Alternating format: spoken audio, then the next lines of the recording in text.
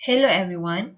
First of all, I want to thank all of you for watching our video. So, welcome to Form 4 Additional Mathematics Chapter 8 Vectors. In this video, we are going to discuss on how to understand and use the concept of addition and subtraction of vectors. In the end of this lesson, you should be able to determine the resultant vector of two parallel vectors, determine the resultant vector of two non-parallel vectors using triangle law and parallelogram law, determine the resultant vector or three or more vectors using the polygon law. Now, let's take a look at a situation. Mary is going home by bicycle from school. On the way, Mary stops at a shop and at a restaurant before she reaches home.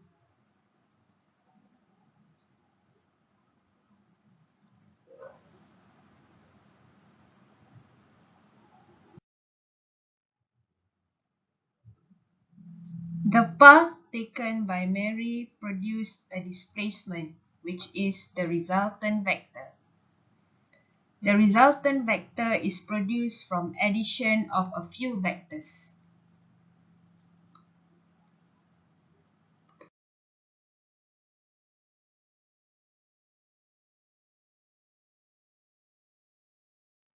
Now, let's look at some example on addition and subtraction of parallel vectors. In this question, vector AB is parallel to vector CD. Find the resultant vector of AB plus CD for each of the following. Given AB is 3A and CD is 3A.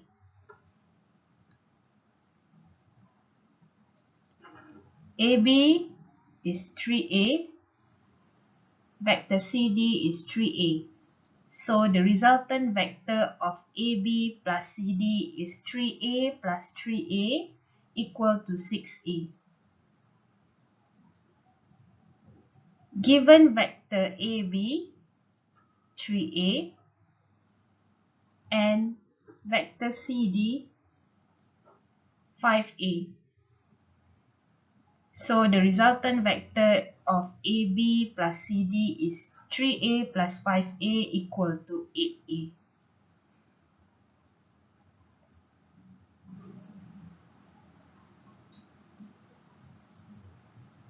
C, given vector AB 4A and vector CD is negative 3A.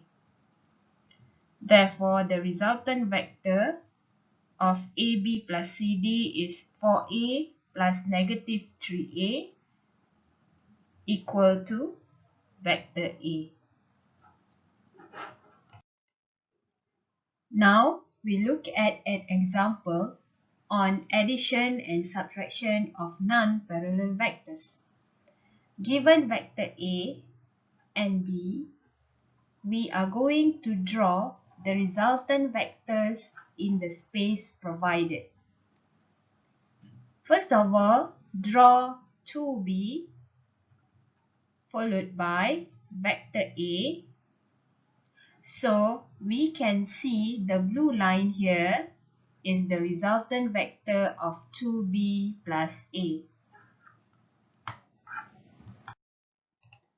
Based on the previous example, the resultant vector can be found by using triangle law. In this example, given vector A, B, and C. Now, we are going to draw the resultant vector in the answer space. First of all, draw 3A followed by negative 2B and the blue line is the resultant vectors. Now we look at the example for more than two non-parallel vectors. Given vector A, vector B, and vector C, we are going to draw the resultant vectors in the space provided. First of all, draw vector A, 3B plus negative 2C. So the blue line is the resultant vector. The resultant vector can be determined by using polygon law. So this is another example of addition and subtraction for more than two non-parallel vectors. Given vector A, B, and C, we are going to draw the resultant vector in the space provided. First of all, draw negative 2A, 1B, followed by 3 over 2C. And the blue line is the resultant vector. The resultant vector can be determined by using polygon law. In this example, the diagram shows vector C and D drawn on a grid paper. Express the given vector E in terms of vector C and D. To get the resultant vector E, we need to draw vector C followed by D. So vector E is the resultant vector of C plus D. Now we move on to another example. The diagram shows vector C and D drawn on a grid paper.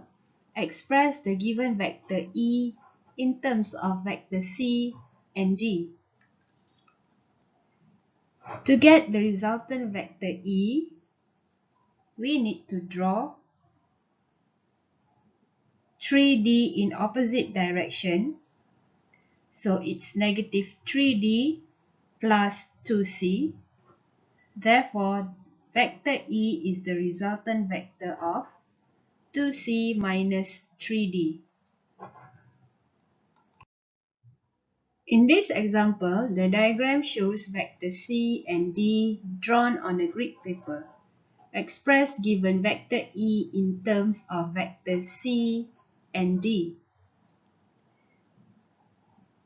To get the resultant vector E, draw negative 3D followed by negative C. So vector E is negative 3D minus C. In this example, the diagram shows vector C and D drawn on a grid paper. Express the given vector E in terms of vectors C and D. Given vector C and vector D, to get the resultant vector E, draw 2D followed by negative 2C. So vector E is equal to 2D minus 2C. So in this exercise, you have to state the resultant vectors for the following. Vector QP is the resultant vector of negative R plus Q plus P. Vector RS is the resultant vector of U minus V plus W. Vector TU is the resultant vector of negative S plus Y plus X. And vector VW is the resultant vector of M plus N minus R minus T. Now students, let's challenge your mind. An airplane heads due north at 100 meters per second through a 30 meter per second crosswind blowing from the east to the west. Determine the resultant velocity of the airplane relative to due north. So now, this is the airplane heading north at 100 meter per second through 30 meter per second crosswind blowing from east to the west. Therefore, the red line here, represented by vector r, is the resultant velocity of the airplane. So that is the end of this video.